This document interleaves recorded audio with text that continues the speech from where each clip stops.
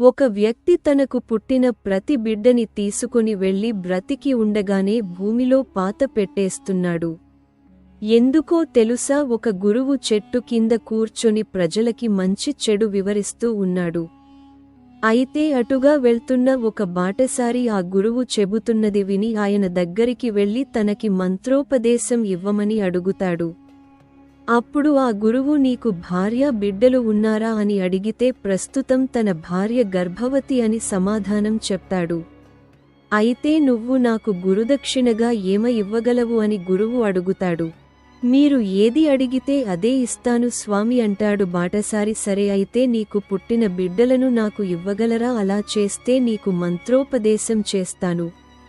వెళ్ళి నీ భార్యను అడిగిరా. పిల్ల పుట్టిన వెంటనే రక్తపు మడుగులో ఉండగానే తీసుకొచ్చి నాకు ఇచ్చేయాలి అని గురువు చెప్తాడు.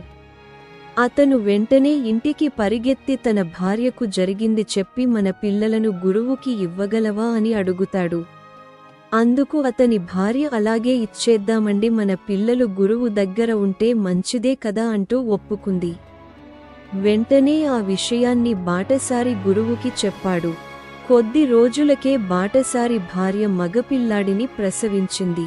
పుట్టిన పిల్లవాడిని నెత్తి మడుగులో ఉండగానే తీసుకుని వెళ్లి గురువు చేతిలో పెట్టారు ఆ భార్యాభర్తలు.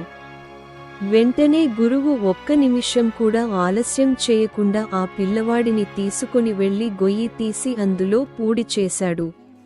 అది చూసిన భార్యాభర్తలు బిత్తరపోయి ఇక చేసేది ఏమీ లేక వెనుతిరిగి వెళ్లిపోయారు. ఈ విధంగా వారికి పుట్టిన రెండో పిల్లవాడిని కూడా గొయ్యి తీసి పూడి చేసడు ఆ గురువు. ఇక మూడోసారి ప్రసవించినప్పుడు ఆ బాటసారి భార్య బిడ్డను ఇవ్వడానికి ఒప్పుకోలేదు. ఇతనేం గురువయ్యా, ఇతను నాకు నచ్చలేదు, నా బిడ్డను ఇవ్వను అంటూ మొండికేసింది. అప్పుడు ఆమె భర్త గురువు దగ్గరికి వెళ్లి జరిగింది చెప్పాడు.